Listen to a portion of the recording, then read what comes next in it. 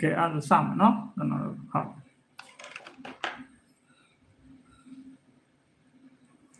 ုတ်ပြီနော်အဲ့ဒီတစ်ပတ်မှာတော့ကျွန်တော်ဒီမင်္ဂလာပါနော်ဟုတ်ကဲ့ပါ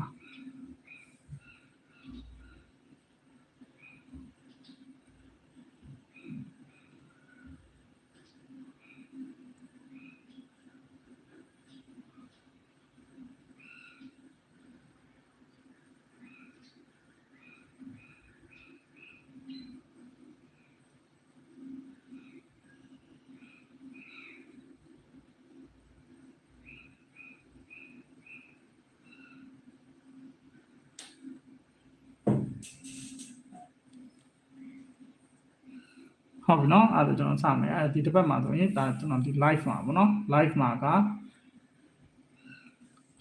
ဒီပတ်တိ9ပေါ့နော်အဲ့တော့ပတ်တိ9ကိုကျွန်တော်အရင်ပြမယ်နော်ပတ်တိ9ဒီအောက်တန်းလေးမှာပေါ့နော်သူကဟူးမကြော်ပေးနေတာကြာပြီပေါ့ကျွန်တော်အခုဒါကျွန်တော်သိရလဲကြာပါပြီဒါပေမဲ့အရင်ကတော့ကျွန်တော်မထည့်လေးမရှိဘူးပေါ့နော်ဒါပေမဲ့ဒီတစ်ခေါက်တော့ကျွန်တော်ထည့်ပေးလိုက်ဟုတ်ပြီနော်အဲ့တော့ဒီ4 3ညနဲ့ဒီ16တော့ဒီမှာကျွန်တော်4နဲ့1နဲ့ပေါင်းရင်9ဒီပတ်တိ9ကကျွန်တော်တို့ဟူးမကြော်ဘူးပေါ့ဟုတ်ပြီနော်နောက်တစ်ခုကကြာဒီမှာမရှိဘူးနောက်တစ်ခုကကြာတော့4 8နဲ့3တက်ဟုတ်ပြီနော်အဲ့တော့8နဲ့9နဲ့ပေါင်းတော့ကျွန်တော်ဒီခွပြီးတော့8နဲ့9နဲ့ပေါင်းတော့ခွန်အဲ့တော့ပတ်တိခွန်ကကျွန်တော်ဒီမှာ82 5နဲ့1နဲ့ပေါင်းရင်6အဲ့တော့ပတ်တိ6က96 9နဲ့1နဲ့ပေါင်းရင်1အဲ့တော့ပတ်တိ1က13 3နဲ့1နဲ့ပေါင်းရင်5ပတ်တိ9 3ည5 3ညနဲ့3နဲ့ပေါင်းရင်3 3 8ဟုတ်ပြီနော်2နဲ့3နဲ့ပေါင်းရင်5ပတ်တိက5 6နဲ့8နဲ့ပေါင်းရင်4ပတ်တိကဟူးမကျော်4ဒီမှာ6နဲ့3ညနဲ့ပေါင်းရင်6ပတ်တိက60ခွန်ခွန်နဲ့1နဲ့ပေါင်းရင်8ပတ်တိက8တော့88ခွန်နဲ့3နဲ့ပေါင်းရင်3ညဆိုတော့ပတ်တိက3ည5နဲ့9နဲ့ပေါင်းရင်2ဟုတ်ပြီနော်2နဲ့9နဲ့ပေါင်းရင်1ဟုတ်ပြီ3ညနဲ့5နဲ့ပေါင်းရင်5 2နဲ့9နဲ့ပေါင်းရင်9 8နဲ့1နဲ့ပေါင်းရင်9 2နဲ့1နဲ့ပေါင်းရင်3 4နဲ့8နဲ့ပေါင်းရင်2ဟုတ်ပြီနော်အဲ့တော့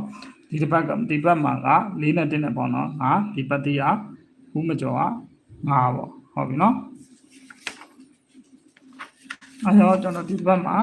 ပတ်တိကို5ပတ်တိအနေနဲ့ထည့်ပေးတာဟုတ်ပြီနော်နောက်ခွန်3ညအချိန်ကကြတော့ကျွန်တော်ဒီမှာဒီလိုလေးပြကြလို့ဟုတ်ပြီနော်ဒီမှာအလယ်နဲ့ခက်ဖြစ်တိုင်းမှာခွန်3ညအစင်းတယ်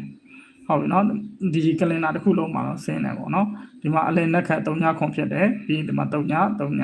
ပြီးအလယ်နဲ့ခက်ဖြစ်တယ်80 82ဆင်းတယ်ပေါ့နော်ဒီမှာအလယ်နဲ့ခက်53ဒီမှာ3ညနဲ့80ဆင်းတယ်3လယ်နဲ့ခက်ဖြစ်တယ်ခွန်3ညကဒီမှာ3ည5 82 30ခွန်ပြီးရင်ခွန်3ညဖြစ်တော့3ည5ပြီးရင်ဒီမှာအလယ်နဲ့ခက်2 4ဖြစ်တော့ကျွန်တော်ဒီမှာ3ညခွန်ပြီးရင်အလယ်နဲ့ခက်8 1ဖြစ်တော့ကျွန်တော်ဒီမှာ3ည8 60 3ည8ပေါ့နော်ခွန်3ညတစ်လုံးဆင်းရမယ်ဆိုတော့ဒီမှာအလယ်နဲ့ခက်81ဆိုတော့ကျွန်တော်ဒီမှာ84အလယ်နဲ့ခက်ခွန်3ညကကြတော့1ခွန်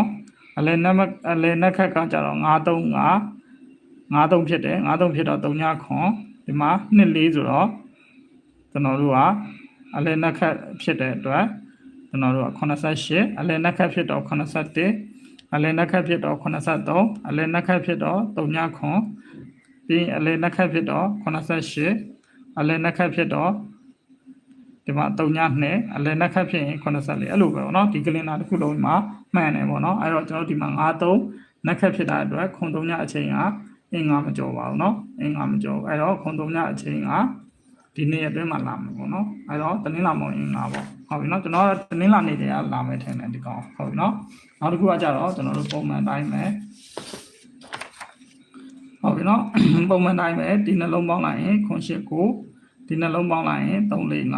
เนาะဒီကောင်ကထိတ်ဒီကောင်ကအပိတ်ဟုတ်ပြီเนาะအဲ့တော့ခွန်8 9က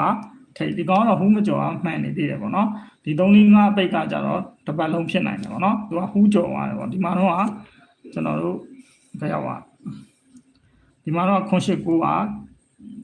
sorry 80ခွန်တော့ဒီအောက်ကိုရောက်သွားတယ်ပေါ့เนาะအားကြောင့်ဟူးကျော်သွားတယ်ပေါ့ဒီကျွန်တော်တို့ခွန်8 9ကတော့ဟူးမကျော်ပေါ့เนาะဒီ3 4 5ကတော့ကျွန်တော်တို့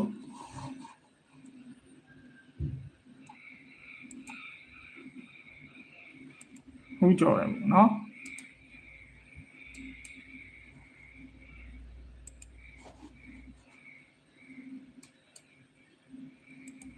ဟ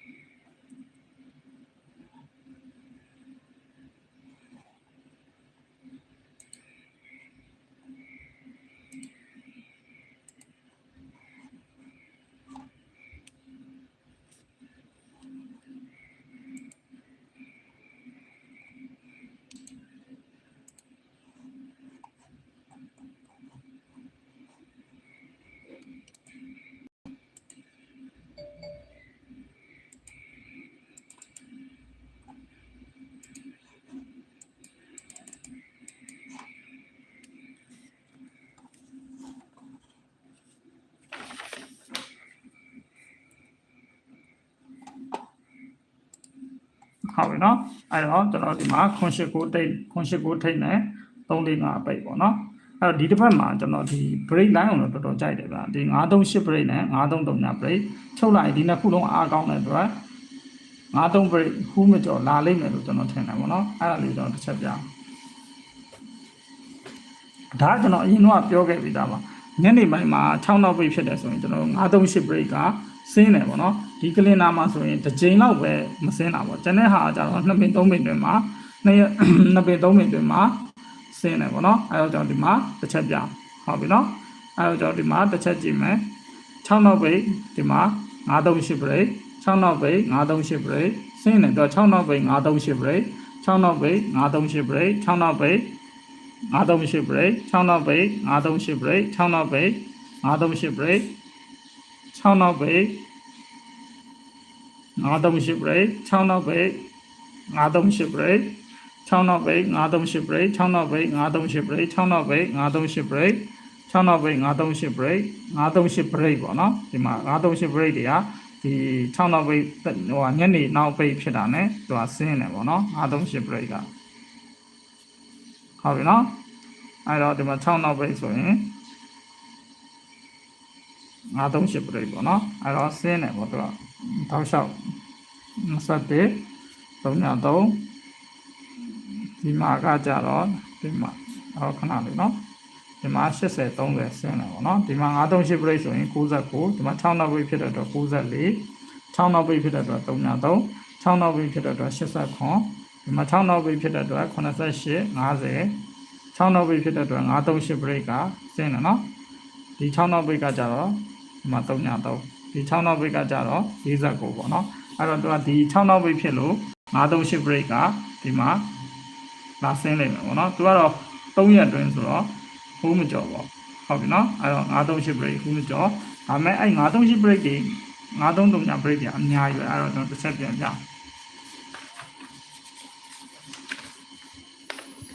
ဒီကောင်လည်းဒီမှာပဲနော်ဒီကောင်လည်းဒီလိုပဲ9နဲ့4နဲ့ပေါင်း9နဲ့6နဲ့ပေါင်းရင်938 break 4 5 6ပေါင်းလိုက်ရင်9ရက်နဲ့ခက်3ရက်ပေါင်း8938 break ဆိုရင်3ရက်အတွင်းပြီးရင်9 3ညပေါင်းတော့816 break 816 break ဆိုရင်ဒီမှာ1 5 8 3ည3ပေါင်းလိုက်ရင်183ဟုတ်တယ်နော်183 break ဆိုရင်ကျွန်တော်ဒီမှာ99အဲ့လိုပဲပါနော်ဒီအဝါလေးတွေပေါင်းလိုက်ရင်249 break 249 break ဆိုရင်54 694 break ဆိုရင်42 4နှစ်ခွန် break ဆိုရင်31 249 break ဆို34 39 break ဆိုရင်39 break ဆိုရင်ကျွန်တော်ဒီမှာ83 183 break ဆိုရင်53 538 break ဆိုရင်86ဟုတ်ပြီနော်အဲ့တော့ကျွန်တော်ဒီမှာနောက်6မှန်တယ်ဗောနော်အဲ့တော့အခုကဒီရလဲ938 break ဟုတ်ပြီနော်938 break ခုနကဒီသူကလည်းဟူးမကြော်ပဲဟုတ်ပြီနော်ဒီမှာက6နောက်ပိတ်ဖြစ်လို့ကလည်းဟူးမကြော်ပဲ938 break ကဟုတ်ပြီနော်နောက်တစ်ခုကကြတော့ဒါကကြတော့933 break ပေါ့နော်အဲ့တော့4နဲ့9နဲ့ပေါင်းရင်353 break ကလည်းဟူးမကြော်ပဲ9နဲ့9နဲ့ပေါင်းရင်816 break အဲ့တော့816 break ဆိုရင်ကျွန်တော်ဒီမှာ1 5 8နဲ့9နဲ့ပေါင်း938 break တော့50 9နဲ့3နဲ့ပေါင်းရင်ဒီနှလုံးပေါင်းရင်935 break က89အဲ့တော့9နဲ့1နဲ့ပေါင်း816 break 42 9နဲ့2နဲ့ပေါင်း961 break ဆိုရင်45 9နဲ့3နဲ့ပေါင်း39 break ဆို28 9နဲ့3နဲ့ပေါင်း935 83 3နဲ့8နဲ့ပေါင်း183 break ကကျွန်တော်ဒီမှာ80 9နဲ့6နဲ့ပေါင်းတော့938 break ဆိုတော့ကျွန်တော်ဒီမှာ86ဒါလည်းမှန်တယ်ပေါ့နော်အရှိကြီးတွေမပြတော့ဘူးကျွန်တော်ဒီမှာ4နဲ့9နဲ့ပေါင်းရင်353 break ဟုတ်ပြီနော်အဲ့တော့938 break 933 break မပြီးသေးဘူးပေါ့နော်သူက site တွေအများကြီးပဲရှိတယ်ပြည်ဒီမှာပေါ့နော်ဒီအားလေးတစ်ချက်ပြဟုတ်ပြီနော်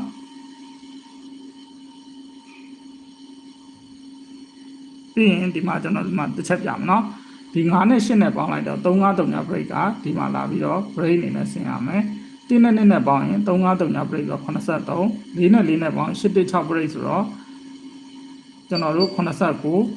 8နဲ့6နဲ့ပေါင်း4နှစ်ခွန် break တော့80 9နဲ့2နဲ့ပေါင်း961 break ဆိုတော့ကျွန်တော်တို့83 1နဲ့ခွန်နဲ့ပေါင်းတော့816 break တော့15ဒီ3ပင်မှာပဲဆင်ရမှာနော်ဒီ3ပင်ခွန်နဲ့ခွန်နဲ့ပေါင်းရင်4နှစ်ခွန် break က84 3ညနဲ့3နဲ့ပေါင်းရင်353ညက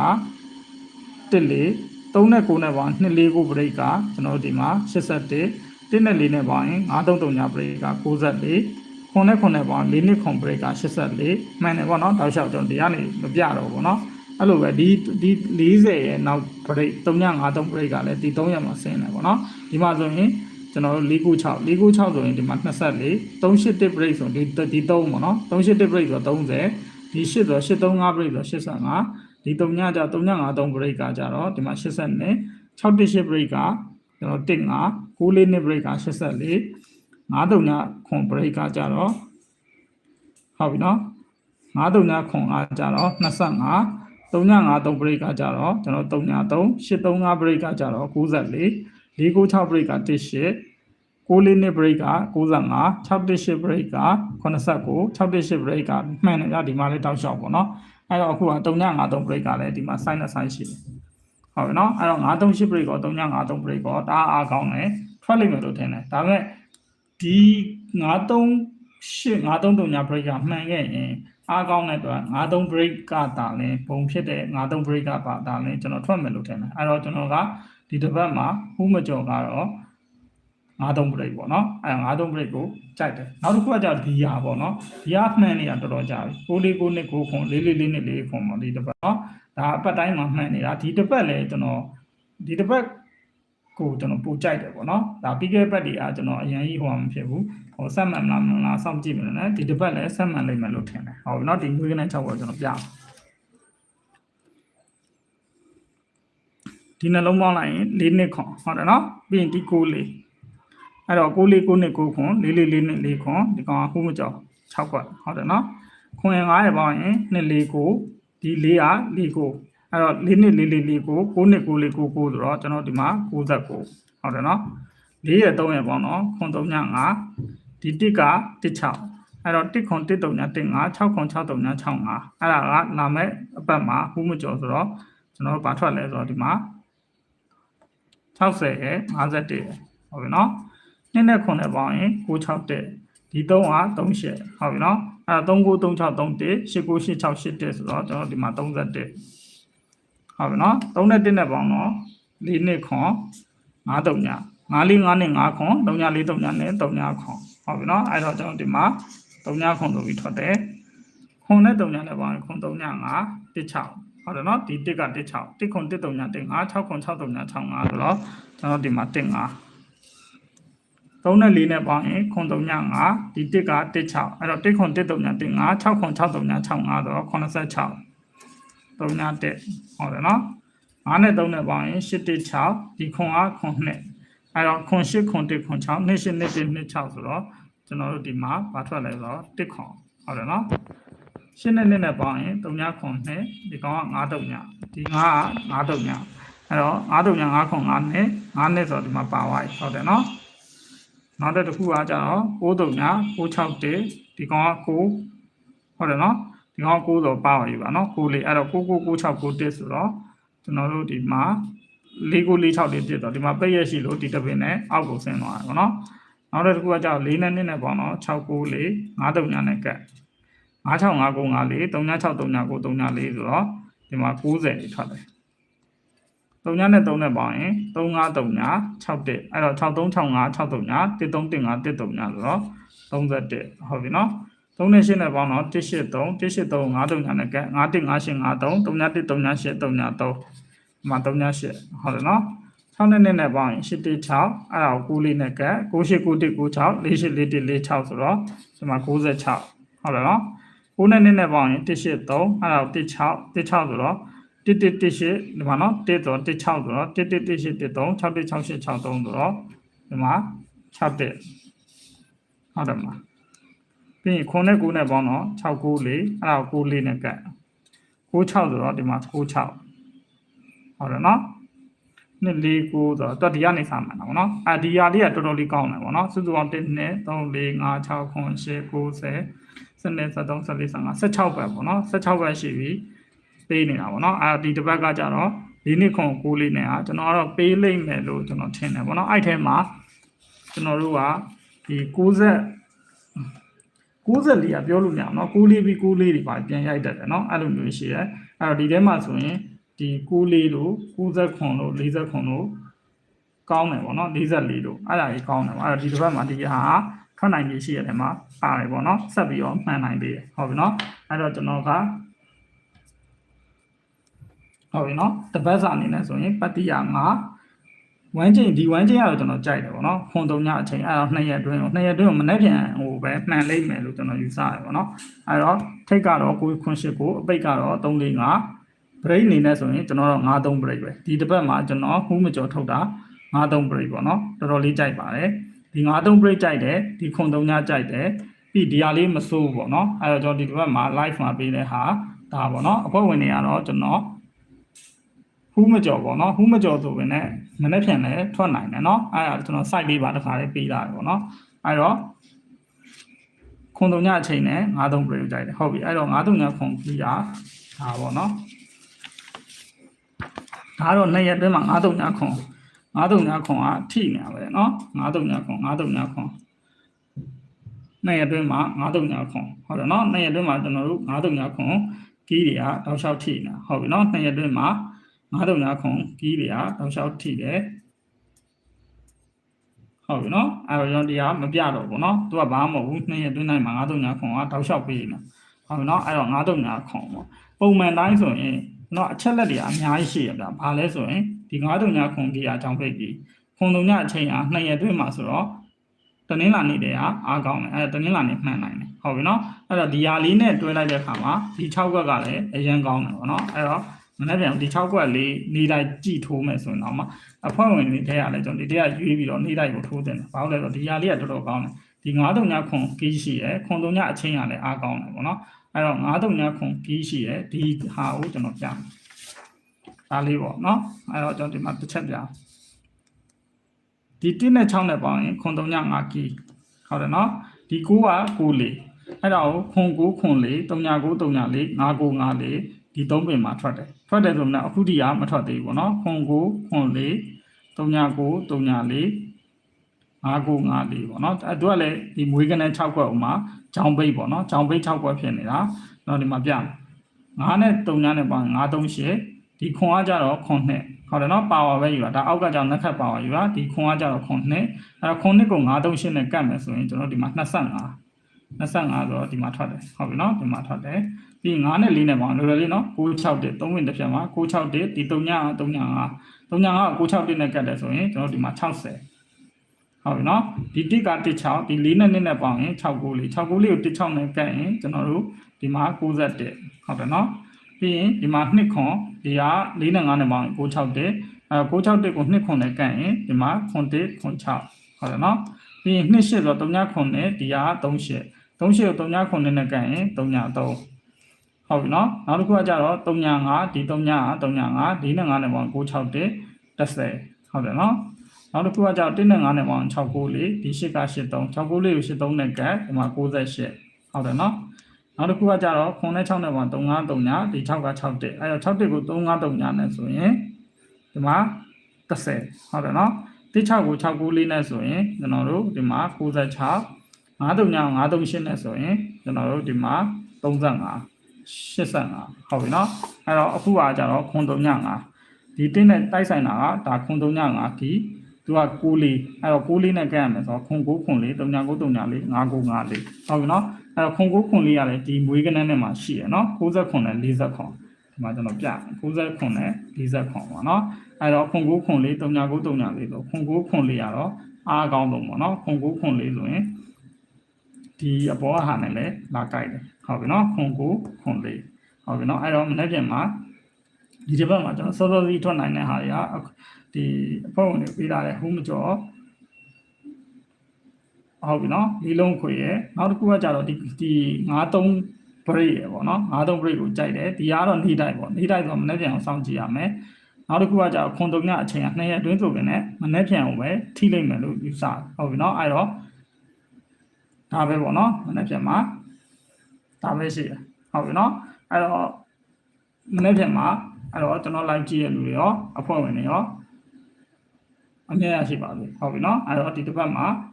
93 break ခုမကျော်ရှိတယ်ခွန်3ညအချိန်က2ရက်အတွင်းမနေ့ပြန်ဆင်းနိုင်တယ်ဒီ6ခွက်ထွက်နိုင်တယ်ပေါ့နော်ဒီ6ခွက်ထွက်နိုင်တယ်နောက်ပြီးတော့ဒီ6ခွက်နေတိုက်ကလည်းမစိုးဘူးပေါ့နော်ဘာလို့လဲဆိုတော့ခွန်3ည5ကီဒီ9လေးနှစ်ကီရလည်း2ရက်အတွင်းမှာရှိတယ် ဒီမှာဒီ4ပေါ့နော်ဒီ4ဆို4 9နဲ့ဒီ9ဆို9 4 6အဲ့ဒါတွေကမှန်နေကြားလာပြီပေါ့နော်အဲ့တော့ဒီက4 9နှစ်ကြီးကလည်း2ရက်တွင်းမှာရှိရဆိုတော့4 9တစ်လုံးလာပြီးဆင်းမယ်ဆိုရင်ဒါခွန်3ညနဲ့ဆိုခွန်9ခွန်4 3ည9 3ည4ပေါ့နော်တော်တော်ကောင်းပါအဲ့တော့ဒီ6ကောက်ကြည့်လို့ကောင်းတယ်အဲ့တော့မနေ့ကမှကျွန်တော်လိုက်ကြည့်ရလူရောဖုန်းဝင်နေရောအမြဲရရှိပါလိမ့်ဟုတ်ပြီနော်အားလုံးပဲကျွန်တော် live ကိုအဆုံးသတ်ခွင့်ပြုပါ